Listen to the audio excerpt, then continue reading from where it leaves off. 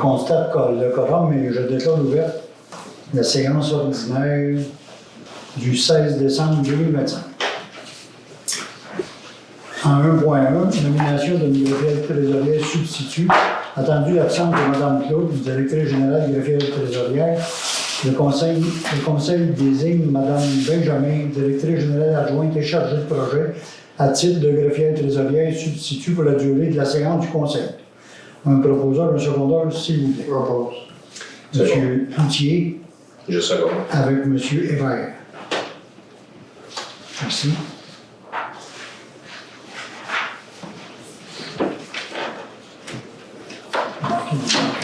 En 2, l'adoption de l'ordre du jour.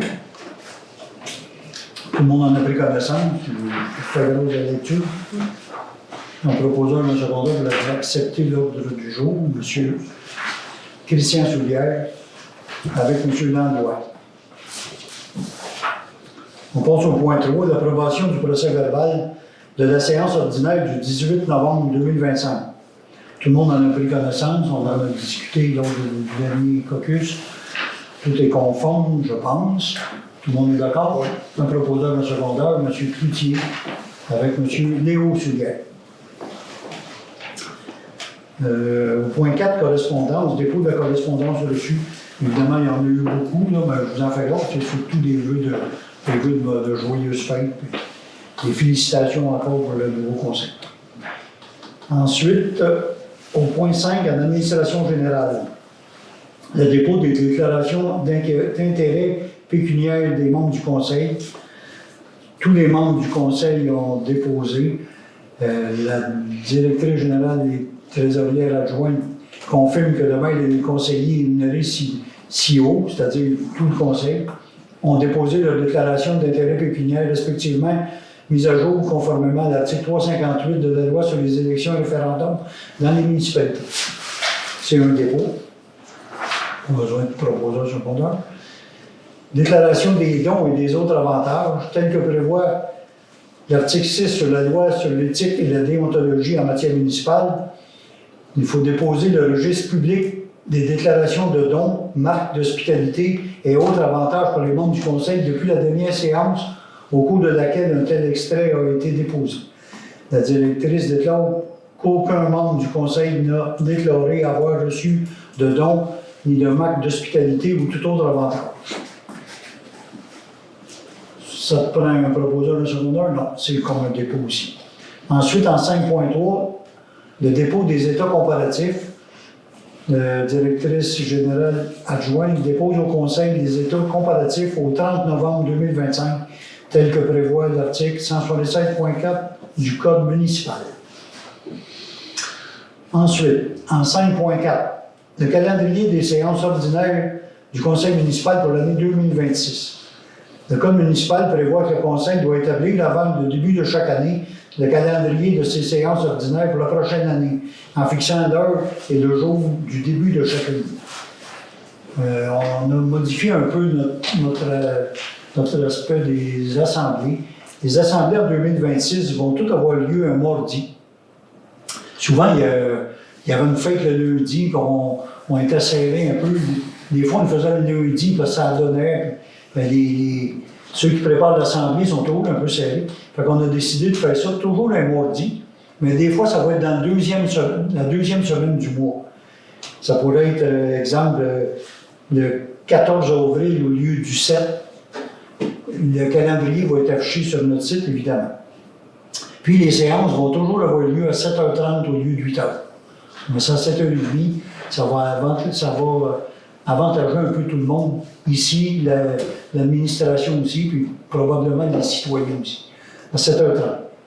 Toutes les assemblées de l'an 2026 auront lieu à 7h30. Ça me prend un proposeur de secondaire. M. Léo Soulière propose avec M. Christian Soulière. En 5.5, le substitut du maire à la MRC, la municipalité désigne M. Léo Soulière, conseiller et maire suppléant, pour agir comme substitut au maire lors des séances préparatoires du conseil de la MRC pour l'année 2026. Proposé par et secondé par. M. Landois propose avec M. Hébert. C'est bon? Accepté à l'unanimité. En 5.6, affectation à des réserves financières, dépenses liées à la tenue d'élections municipales. La municipalité a adopté un règlement créant une réserve financière pour les dépenses liées à la tenue des élections municipales. Le ministère nous demande en 4 ans d'avoir 20 000 pour les élections municipales qui auront lieu en 2029. Logiquement, on y va toujours avec une réserve à chaque année. Les 4 dernières années, on avait mis 5 000 par année pour avoir le 20 000 en question, parce que ça a commencé il y a 4 ans. Là, cette année, les élections ont coûté, grosso modo, 6 000 donc, il reste 14 000 dans le fond. Pour les 4 prochaines années, il s'agit de remonter de 14 à 20, donc il manque 6 000 $ dans le fond. On va mettre 1250 $ par année pour avoir 20 000 $ en 2029. C'est clair? Un proposeur au secondaire, s'il vous plaît. M. Christian Soulière avec M. Cloutier. D'accord. D'accord à toi? D'accord. Merci. En 5.7, les dépenses incompressibles. Le Conseil autorise la directrice générale et greffière trésorière à payer toutes les dépenses incompressibles prévues au budget. Les dépenses incompressibles, vous ne lirez pas toute la liste, mais c'est vraiment les dépenses, les comptes d'électricité, les télécommunications, les sommes dues à une autorité gouvernementale comme les impôts, les codes parts de la MRC, les contrats de déneigement, les primes d'assurance, les dépenses incompressibles. Un proposeur au secondaire, M. Soulière propose Léo, avec M. Landlois. Tout le monde est d'accord? Accepté à l'unanimité. En 5.8, le renouvellement d'assurance collective. Il s'agit d'accepter de renouveler pour l'année 2026 le contrat d'assurance collective avec UV Assurance par l'entreprise ASU Consultant. On est avec eux autres depuis quelques années. Et ici, on renouvelle le contrat d'assurance, évidemment, pour 2026. Un proposeur au secondaire encore. M. Christian Soulière avec M. Hébert. C'est bon, André? C'est bon? Accepté à l'unanimité. 5.9, PG Solutions, la facture.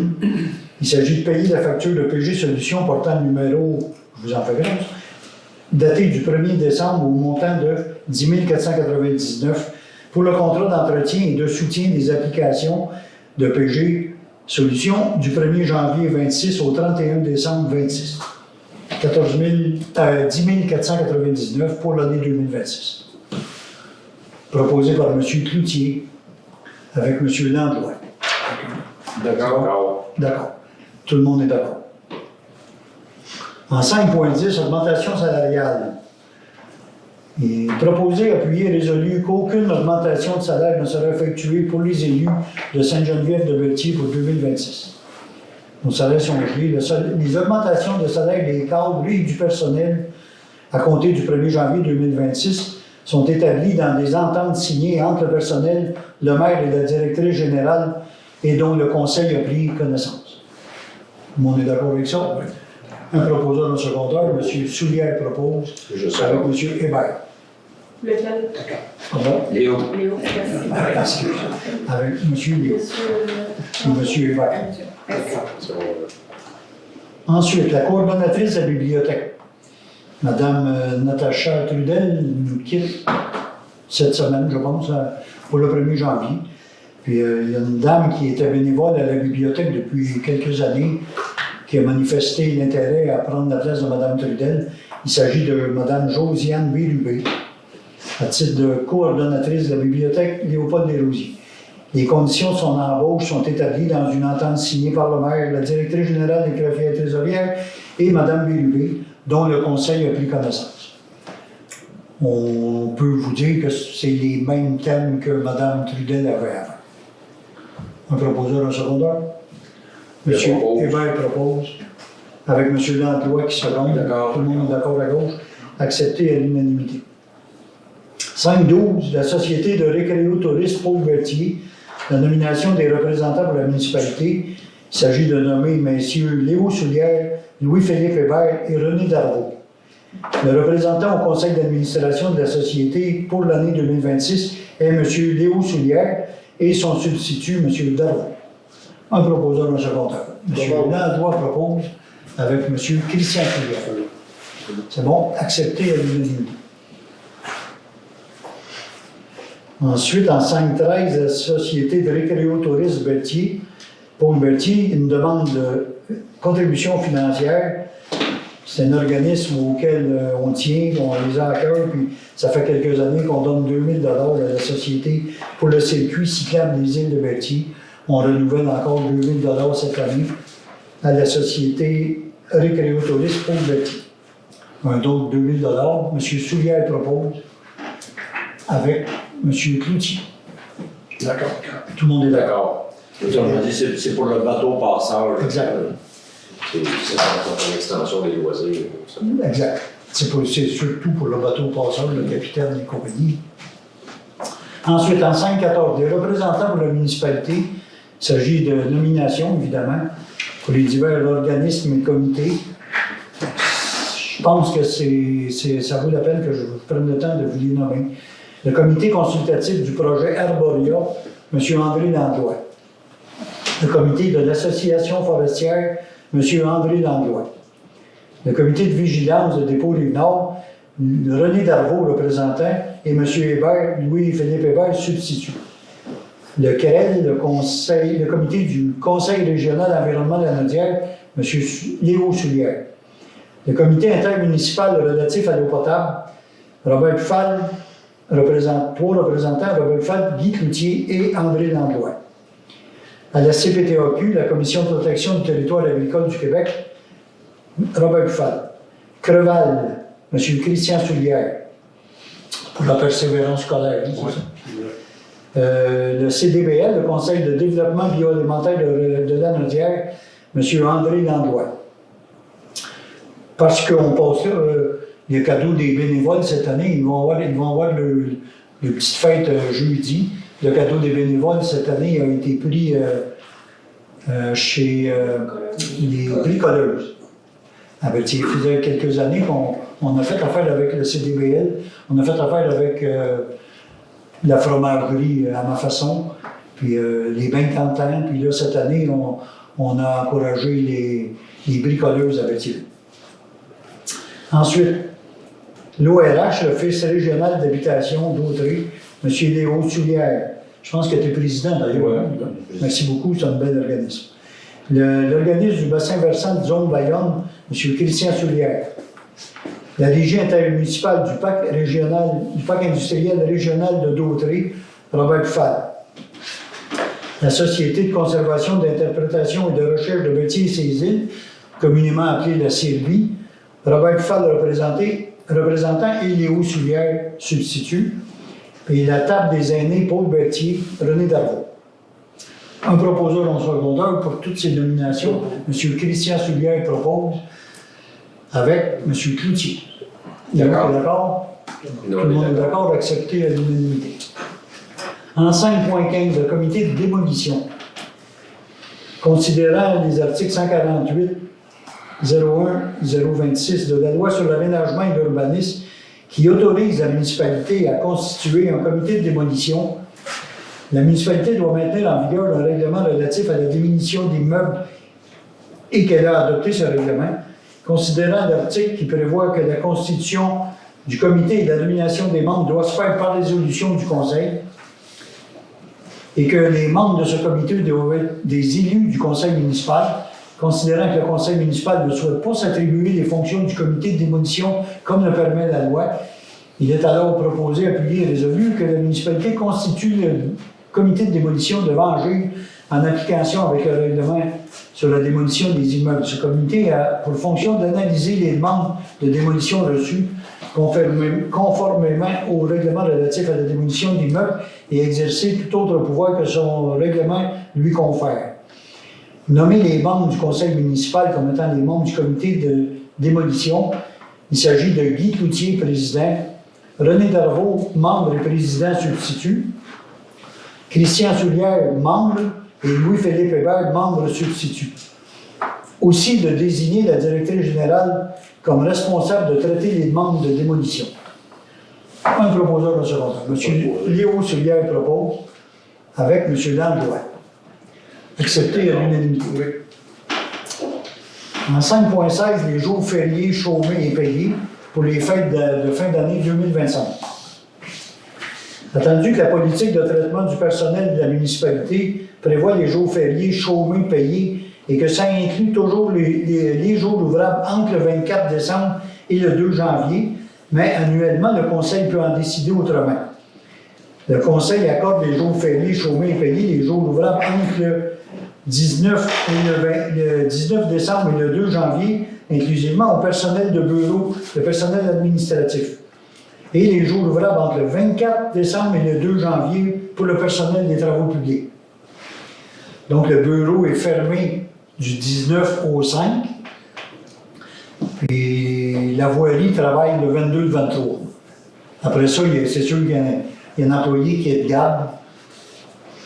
Puis tout le monde revient au travail le 5 janvier. C'est clair? Oui. Un proposeur au secondaire, s'il vous plaît. Monsieur Langlois, Je second. secondé par M. D'accord. Hébert. Tout le monde est d'accord. Merci. Ensuite, 5.17, achat de matériel informatique.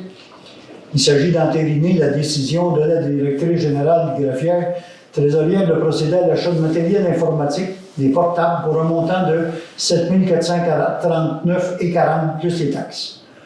Un proposeur au secondaire, M. Léo Soulière propose, Je second. M. Hébert seconde. André, c'est bon? Oui. Accepté à l'unanimité. 5.18, assistance technique GBI. Il s'agit d'accepter l'offre de service de GBI datée du 3 décembre concernant l'assistante technique sur divers projets pour un montant budgétaire de 5 000 plus les taxes et les dépenses applicables. On a eu une offre de GBI à 5 000 pour l'assistance technique qu'on tient à accepter. Un proposeur de secondaire. M. Christian Soulière propose. Je second. M. Hébert seconde. Tout le monde est d'accord? Oui. Accepté à l'unanimité. 5.19, l'Association forestière de Lanaudière, adhésion. On fait partie de l'Association forestière depuis plusieurs années. Il s'agit de renouveler notre adhésion à 150 taxes incluses. 130 et 47 plus les taxes. Un proposeur, M. Léo Soulière propose, avec M. Langlois, qui est membre de l'association. Tout le monde est d'accord? D'accord. Tout le monde est d'accord. 5.20, amendement des résolutions 2025-114 et 2025-146. Il s'agit d'amender la résolution à l'effet d'ajouter la mention que cette dépense soit payée à même le surplus accumulé non affecté. On parle de l'achat d'un système de son pour le bureau. On a acheté ça de Villeneuve Audio. Puis la deuxième, c'est Clôture Jalbert. On a fait des réparations à 4 endroits différents pour les clôtures. Puis on veut payer ça en même le surplus accumulé. Donc la résolution est pour ça. C'est modifier ces deux résolutions-là en ajoutant cet item-là. M. Christian Soulière propose avec M. Hébert. C'est bon? D'accord. À l'unanimité. 5.21. L'école secondaire Pierre de l'Estage. Une demande de commandite pour la réalisation de l'événement de fin de secondaire 2026. Il ne nous avait pas demandé de montant précis, mais on accorde 500 $ pour les événements de fin d'année à Pierre de l'Estage. Un proposeur au secondaire, M. Léo Soulière propose, avec M. Christian Soulière. Guy, c'est bon? Oui. Accepté à l'unanimité. En trésorerie, l'approbation des comptes payés et à payer. Il s'agit d'accepter les factures payées durant le mois de novembre à un montant de 165 957,20. Autoriser le paiement des factures présentées à 146 965,41 et les salaires bruts et les gains non imposables, les employés à 60 376,81. Un proposeur au secondaire, s'il vous plaît. M. Cloutier propose. Je second. M. Hébert seconde. C'est D'accord. accepté à l'unanimité. Parce qu'on parle des factures, puis tout, à cause des élections cette année, la municipalité est autorisée à faire le budget en janvier. Donc, peut-être qu'il y a des citoyens qui attendaient le budget de 2026 quelque part dans ce temps-ci. C'est toujours autour du 15 décembre d'habitude. Et là, on était serré par le temps un peu à cause des élections. Puis on a décidé de reporter ça en janvier, qui est autorisé par la loi. Ça va être quelque part à mi-janvier. On vous fera part des dates précises. Puis nous autres, de notre part, notre travail est pas mal fait. Fait que ce que je peux vous dire d'avance, c'est qu'il n'y aura pas une grosse augmentation de taxes. S'il y en a qui sont inquiets, là, ça va être vraiment minime comme augmentation. On vous donnera les détails en janvier. La trésorerie, c'est fait. Au point 7, les travaux publics. En 7.1, les radios portatifs ITERA, achat et location de temps d'onde. Le conseil municipal accepte la soumission numéro de Technicom du 26 novembre pour l'achat de 5 radios portatifs ITERA POC IP 67 au montant de 1624,95 plus les taxes. Et on accepte la soumission de location de temps d'onde pour les 5 radios au montant mensuel de 124,75 plus les taxes. C'est une demande qui nous vient de la voirie. Les gars, actuellement, ils ont tous des cellulaires, puis c'est vraiment mal commode quand ils travaillent. Puis souvent, quand ils travaillent au bout de la municipalité, proche de la Norée, il y a des ondes qui ne marchent pas, puis ça ne marche pas. TELUS, c'est de la misère dans ce coin-là. C'est une demande de la voirie, ça serait tellement plus efficace, puis plus privé d'avoir on en a déjà parlé dans les années antérieures, puis là, on a décidé d'accorder ça. Donc, on achète 5 radios qui sont à nous, puis la location pour le temps des ondes, c'est 125 $ par mois. Un proposeur au secondaire. Je propose. Monsieur Cloutier propose, avec Léo, Léo Sullier. Tout le monde va. En même temps, ben, c'est pour la sécurité aussi. Aussi. Parce qu'ils font de la circulation, des fois, là, puis avec les cellulaires, ils ne font pas de choses. Ça, c'est un clic, puis tu parles à qui tu veux, puis les autres, tous les autres employés de la voirie entendent, puis c'est vraiment un plus. On est content d'avoir accédé à cette demande. Ensuite, en 7.2, construction MOCA, le décompte progressif numéro 6, dans le projet Grande Côte, je pense que ça a eu lieu en 2024. 2024, les travaux qui se sont faits à partir de l'usine de filtration sur la 138, la Grande Côte, aller jusqu'au rang Saint-Philomène, même un peu plus loin. Mais à un moment donné, il a fallu connecter une maison, puis ils ont travaillé sur la 138, ils ont défait l'asphalte un petit bout, puis c'est GBI qui était responsable de tout le contrat. Puis GBI a confié cette partie-là à MOCA. Ça s'appelle Construction MOCA. Puis une fois que les travaux ont été terminés, tout, nous autres, on tient toujours 5% du montant total. En cas qu'il y ait des travaux à refaire, c'est de la coutume pour nous autres. On avait retenu quand même un montant de 80 000 $, grosso modo. Puis le ministère, vu que c'est sur la 138, le ministère des Transports, ils ont eu des plaintes que les travaux n'étaient pas acceptables parce que, honnêtement, on passait là nous autres aussi souvent, puis ça bombait, là, puis c'était pas acceptable comme travaux. Fait qu'on a redit à MOCA, on tient votre montant parce que les travaux sont à refaire.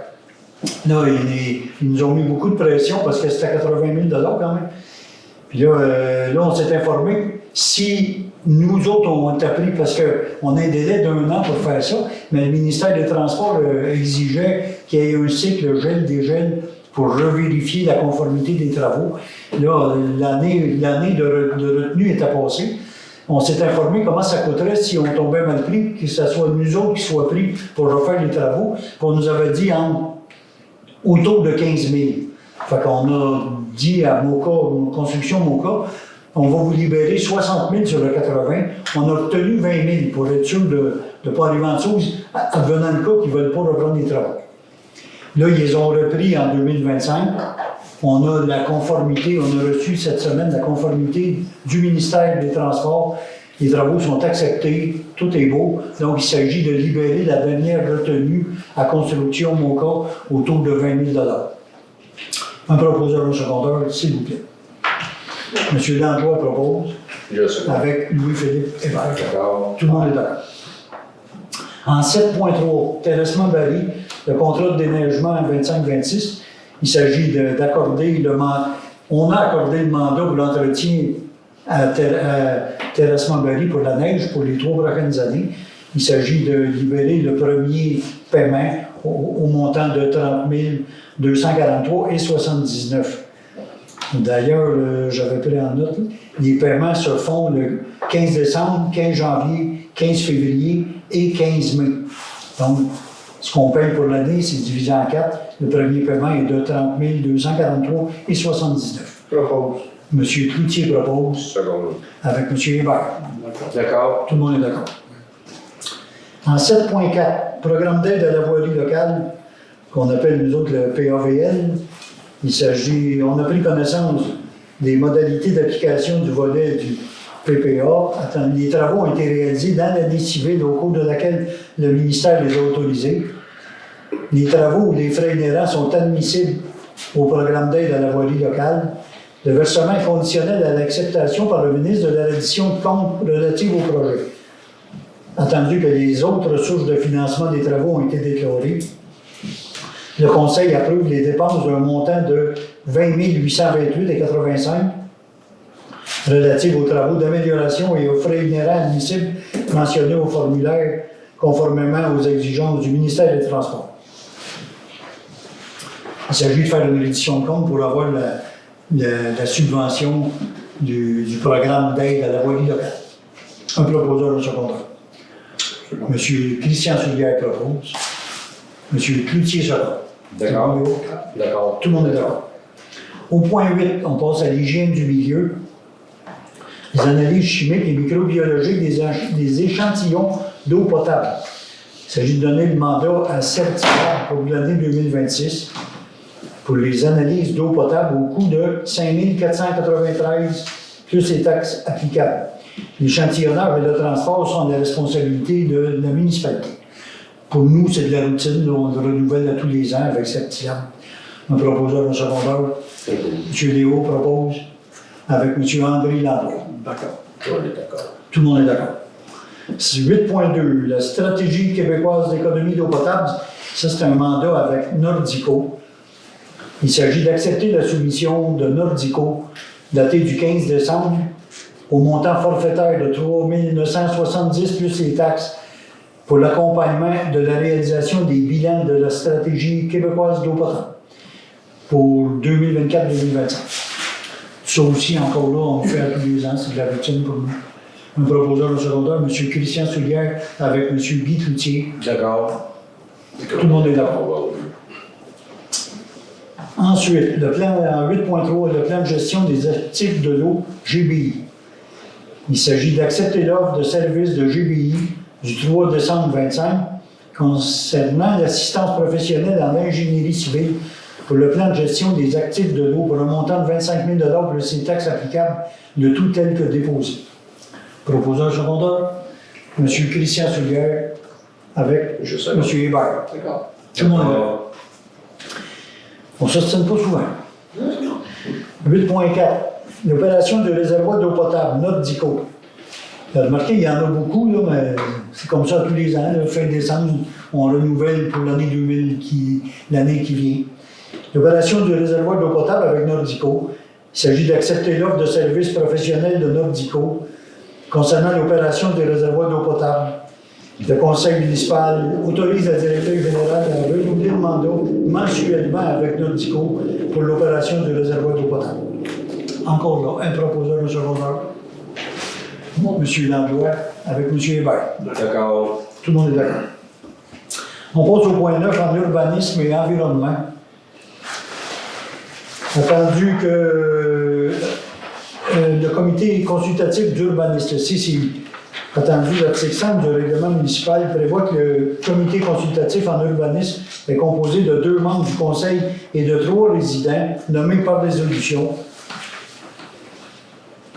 Le règlement prévoit que la durée du mandat des membres est fixée à 2 ans.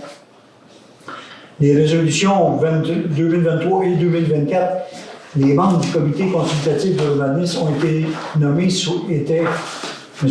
Michel Lézy, citoyen, Jean-Pierre Gravel, citoyen, Christian Soulière, citoyen, M. Darvaux et Cloutier, conseillers municipaux. Attendu que le 2 novembre, M. Christian Soulière a été élu comme conseiller municipal et qu'il ne peut maintenant siéger à titre de citoyen et qu'il y a lieu de le remplacer, le Conseil nomme Mme France Lavallée à titre de membre du Conseil du Comité consultatif d'urbanisme, CCU, afin de remplacer M. Christian Soulière. Mme France Lavallée devra suivre la formation obligatoire pour les membres du comité. Le Conseil autorise la directrice générale à procéder à l'inscription de Mme Lavallée à la formation obligatoire pour les membres du CCU, le PL 16, pour une somme de 160 $ plus les taxes. Le Conseil municipal nomme aussi les personnes suivantes à titre de membre. M. Michel Lézy, citoyen, Jean-Pierre Gravel, citoyen, Mme Lavallée, France Lavallée, citoyenne, et M. Darvaux et Cloutier, conseillers municipaux. Un proposeur au secondaire. Merci. M. Christian Soulière avec Guy Cloutier. D'accord. Tout le monde est d'accord? Merci beaucoup à Mme Lavallée pour son implication. En 9.2, comité ZIP du lac Saint-Pierre. On a travaillé sur un dossier important, le fossé de la baie. Pour vous situer, quand on prend le rang Berthollet puis on s'en va vers Saint-Cuthbert, le fossé de la baie est des deux côtés du rang Berthollet. Il passe dans notre gros ponceau en dessous du rang Berthollet. Puis ce fossé-là, il est rempli, ça fait des années. Il n'y a presque plus d'évacuation d'eau. Ça fait des années que la municipalité demande à la MRC, parce que c'est la responsabilité de la MRC de remettre le fossé en bon état. Ça fait des années qu'on le demande. Puis là, je pense que M. Stéphane Allard a été approché ou a approché lui-même Mme Tardy, Geneviève Tardy de l'Asile du Lac-Saint-Pierre. Cette dame-là est présidente du comité de l'Asile, je pense. Puis elle nous a rencontrés il y a 2 semaines à peu près. Puis elle nous a soumis un plan de restauration du fossé de la baie. Je suis agréablement surpris de l'implication de ce madame-là, mais de toute la structure de cette modification-là. Nous autres, on pensait que ce serait une pelle, puis on creuse le fossé, puis c'est beau, l'eau va circuler. Mais cette dame-là s'est impliquée pour remettre ça dans un état pour la flore et la faune. Puis on parle même d'une frayère à pelle chaude là, qui va venir s'établir dans ce fossé-là. Ça va être fait de la bonne façon. Puis elle nous est arrivée avec des bailleurs de fonds du ministère de l'Environnement provincial et fédéral. C'est un projet de 680 000 $. Nous, on nous avait dit à l'époque juste modifier, changer, réparer notre ponceau. On parlait d'une dépense autour de 200 000 $. C'est un gros ponceau qu'il y a là. Je pense qu'il est vieux, il est en bois, il est pas mal dû. Puis là, cette dame-là nous arrive avec ce projet-là. Ça prend l'assentiment de tous les cultivateurs qu'il y a là. Il y en a 6-7 cultivateurs. Elle a approché tout le monde. Puis elle nous a approché aussi parce que ça prend la participation financière de la municipalité. Elle a décroché pas loin de 600 000 $ de subventions aux 2 ministères. Puis elle a, je pense qu'elle a aujourd'hui, il y en a un peut-être qui va reparler demain, mais si elle a toutes les approbations, elle a tout ce qu'il faut, le projet pour aller de l'avant. Puis la première démarche qui va se faire, ça serait en 2026, le ponceau du Rang-Berthollet. Donc, considérant que la municipalité a demandé à la MRC de Dautrey de restaurer le fossé de la baie situé sur son territoire, considérant l'implication de la ZIP du Lac-Saint-Pierre qui nous propose un projet de restauration très bien structuré, considérant que l'objectif général vise à améliorer à long terme le drainage et la qualité de l'écosystème à des fins agricoles et fauniques en concertation avec les acteurs du milieu, considérant que la ZIP du Lac-Saint-Pierre demande à la municipalité une participation financière de 35 000 $ sur un budget total de 680 000, il est proposé, appuyé et résolu à l'unanimité que la municipalité accorde un montant de 35 000 à la zone d'intervention prioritaire du lac Saint-Pierre pour l'exécution de ces travaux. Cette dépense sera prise à même le budget 2026 après le début des travaux. M. Cloutier propose avec M. Christian Soulière. D'accord. Tout le monde est d'accord. Et merci à Mme Geneviève Tardy. On passe au point 10, sécurité publique, service d'incendie, il n'y a rien de spécial. En loisirs et culture, il n'y a rien de spécial non plus. Sauf qu'on peut peut-être parler de la fête des neiges. La fête des neiges. Les loisirs et culture, on a le réseau biblio, les nominations. Ah, je l'ai pas. Ah, ben oui. Au point 11, excusez madame. En loisirs et culture, ben, j'avais commencé à dire notre fête des neiges s'en vient en février. Le 7. Le 7 février. En passant, on en fait déjà d'annonce. Ça fait notre marque un peu à Sainte-Geneviève, ça fait quelques années qu'on le fait. Puis je pense que c'est apprécié par beaucoup de gens. Puis, j'en profite pour inviter les gens de la région, Berthierville, Saint-Ignace, Dupas, Saint-Norbert. Le pôle Berthier, les maires, on s'est concerté, on s'est dit qu'il fallait s'entraider dans la publicité de ce qui se passe dans nos municipalités. Donc, il se passe des belles choses à Berthierville, on en fait la publicité. Puis eux autres vont faire la publicité pour la fête des neiges. J'en profite pour inviter tout le monde, mais même extérieur du pôle Berthier, tout le monde est bienvenu à notre fête des neiges, qui est une réussite à chaque année. En loisirs et culture, le réseau biblio, il s'agit de nommer M. René Darvaux à titre de répondant et Mme Josiane Bélubé, la nouvelle coordonnatrice pour la bibliothèque municipale Léopold-Desrosiers. Ça me prend un proposeur secondaire, M. Cloutier propose avec M. Landois. M. Hébert d'accord, tout le monde est d'accord. On est rendu à autre sujet, il n'y avait rien de spécial. On est rendu à la période de questions. Moi, vous savez, M. le maire, que pour moi, il faut beaucoup de soutien environnement, c'est important. Les milieux naturels, la forêt, les lieux humides, ces choses-là, c'est très important. Notamment dans le district 3, entre le chemin de fer et l'autoroute 40, il y a là il y avait anciennement les anciennes tourbières qu'on appelait Beau Soleil dans le temps, lorsqu'on a fait l'autoroute 40, ces choses-là, au début des années 60, il y a eu beaucoup de travaux d'excavation sur les routes. Maintenant, 60 ans plus tard, il y a toute la végétation qui a pris la racine à l'intérieur de ça. Il y a beaucoup de piscines, ces choses-là. Il y a beaucoup d'habitats disons, diversifiés. On rencontre des lieux humides et également de forêts, ces choses-là. Bon, tout ça, vous me dites, la municipalité, au fil des années, a adopté plusieurs règlements. Donc, un règlement sur le couvert forestier, on interdit l'accouplement. Un règlement sur les lieux humides. Un règlement sur le niveau des PIA, on voit vraiment ces choses-là. Aussi, on a un règlement sur le remblai. L'Université d'Audrey a également adopté un règlement pour protéger les boisés de la plaine du Saint-Laurent. Puis même le gouvernement provincial a adopté l'année passée, entre 1er décembre l'année passée, les ORGAP, qu'on appelle les orientations gouvernementales en aménagement de territoire, où on prévoit préserver, conserver ce genre de milieux-là. Bon, dans ce sens-là, là, j'en viens à ma question, c'est que, vous le savez, depuis 1 an maintenant, les forêts blanches sont intervenus dans ce secteur-là. Ils ont, moi je dirais, scrappé environ entre 20 et 25 hectares de territoire dans ce forêt-là. Puis à ma connaissance, là, moi j'ai porté plainte, mais ça ne bouge pas. Et puis ils ont fait ça sans permis, sans certificat d'autorisation, puis on tolère ça. Alors je me pose la question de savoir qu'est-ce que la municipalité entend faire pour qu'on respecte nos règlements. On a mis plusieurs éléments pour protéger ces lieux-là. Là, on intervient à l'intérieur de ça, puis on ne bouge pas. Il y a quelque chose qui se passe, c'est que je comprends. M. Bayeux, écoutez, si on fait, je ne sais même pas, je n'ai pas été voir sur les lieux, vous nous dites qu'ils ont fait des travaux. Mais à Lille, écoutez, ça m'étonnerait bien, moi personnellement, ça m'étonnerait bien qu'une compagnie comme Dépôt Rive-Nord fasse des travaux hors la loi. S'il avait besoin d'un permis, c'est sûr qu'ils l'ont demandé. Puis, je peux aller vérifier avec la MRC. Je pense que vous l'avez déjà fait, puis on vous a répondu qu'il avait son permis. Non, il n'a pas permis. Il n'a pas permis. Il n'a jamais demandé son permis. Montrez-moi là, vous allez inverser tout ça. Il n'y a personne qui est capable de le montrer. Il n'a pas permis d'aimer.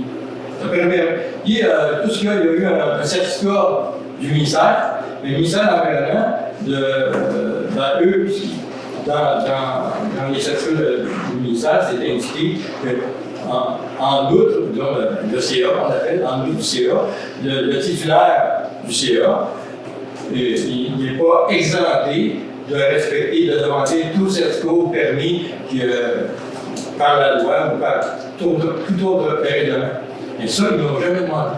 En 2006, si des gouvernements avaient demandé un certificat de la municipalité pour intervenir là-dedans, il l'aurait eu. La municipalité l'aurait été redonnée parce que c'était permis.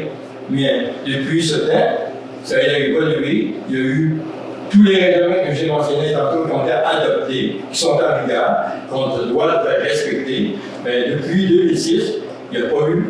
Ils sont pas, ils ne sont pas intervenus dans les lots que je mentionnais. Là, il y a 10 lots en question, des parties de l'eau. Dans ces 10 lots-là, ils ne sont pas intervenus à l'époque, en 2006. Ils n'ont pas demandé de permis, ils ont laissé courir. Et maintenant, ils interviennent là-dedans, mais la réglementation a changé depuis ce temps-là. Ils se doivent de respecter les règlements actuels, pas ceux de 2006. Il n'y a pas de droits acquis là-dedans. Parce que vous parlez du permis qu'il y avait eu en 2006, notre réviseur légal j'ai posé la question, puis lui il a fait une recherche sur ce dossier-là, puis il nous a dit, notre réviseur légal, il nous a dit que le permis de 2006 est encore valide. Puis j'ai demandé à la MRC, puis ils m'ont répété la même chose. Le certificat du ministère de 2006, moi je prends des règlements de la municipalité. Puis, la question qui a été posée à l'avocat, c'est pas la bonne. Parce que je l'ai vu dans le temps, en même temps que vous, il y a beaucoup ils ont fait état de plusieurs jurisprudences, et toute la jurisprudence faisait état de fait que si quelqu'un demande un permis, puis la municipalité change le règlement de la suite, il y a un droit acquis. Parce qu'il a demandé son permis avant le changement. Sauf dans le cas présent, c'est pas ce qui se passe. Il n'a pas demandé de permis, puis c'est 18 ans plus tard qu'il demande un permis. Alors, dans ces 18 ans-là, la réglementation a changé. Il ne peut pas avoir un droit acquis, c'est un droit qu'il n'a pas exercé. Il n'a pas exercé ce droit-là en 2006. Il a exercé, il y avait 3 phases dans l'autorisation. Il y avait le dépôt nord, le dépôt nord-est en partie, puis le dépôt nord-est. Les lots que je vous parlais tantôt, c'est des anciennes sordières de l'autoroute 40. Bon, à l'intérieur de ça, il n'a pas demandé. Il n'a pas demandé, donc il ne peut pas avoir de droit acquis sur quelque chose qu'il n'a pas demandé, qu'il n'a pas exercé, qu'il n'y a pas de droit acquis là-dessus. Mais quand vous demandez au service d'inspection de la MRC, il va répondre quoi? Il va répondre, j'ai essayé à quelques reprises, là, mais Madame l'inspectrice, elle me dit, elle ne veut pas en parler avec moi, elle me dit tout le temps, adressez-vous au conseil. Alors je m'adresse au conseil. Hein? Je vous le dis, mais tu devrais, moi je pense que tant que je vous dis qu'il n'y a pas une permis, les mineurs n'ont pas eu. La municipalité n'a pas émis de permis. Ça prend un permis. Un bien, ça prend un permis. La tournante, ça prend un permis. Puis, intervenir des milieux humides, de toute façon, c'est illégal. Ils ne demandent pas de permis parce que, justement, s'ils demandent un permis pour faire une coupe à l'air, ça va être non, parce que c'est pas permis. S'ils veulent intervenir des milieux humides, s'ils demandent un permis, ça va être non, parce que c'est pas permis. Mais ils interviennent, tout ça. Ils ont servi une vingtaine d'hectares, là, puis la municipalité ne bouge pas. Nous, on ne les respecte pas.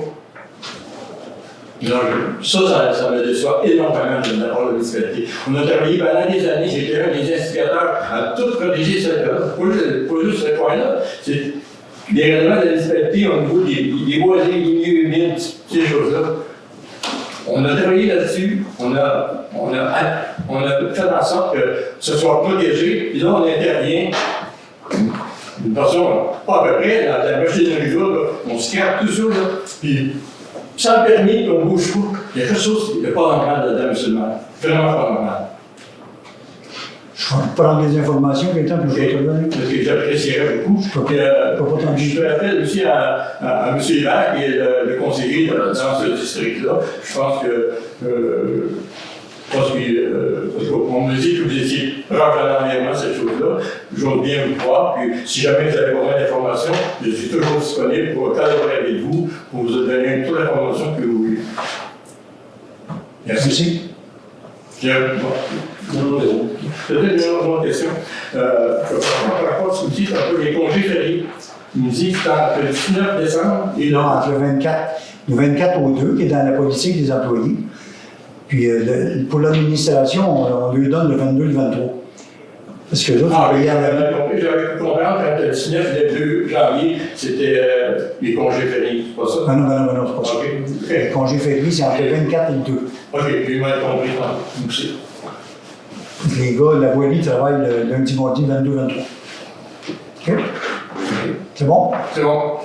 J'en profite aussi parce que on est à 2 semaines, même pas, on est à 10 jours de Noël. On va se revoir probablement en janvier. J'en profite pour souhaiter, le conseil vous souhaite de passer de joyeuses fêtes et une belle année 2026. Merci à vous, à la prochaine. La date, janvier, c'est quelle date? Elle est fixée? La date de? Décembre, mois de janvier. Oui, est fixée. Nous avons la date. On dit mon agenda.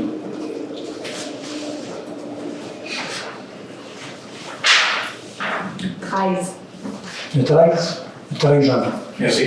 7h30. Propose. Merci à vous. Ça me prend un proposeur et un secondeur pour fermer l'Assemblée. M. Cloutier propose avec M. Christian Soulière. D'accord. Merci. À la prochaine.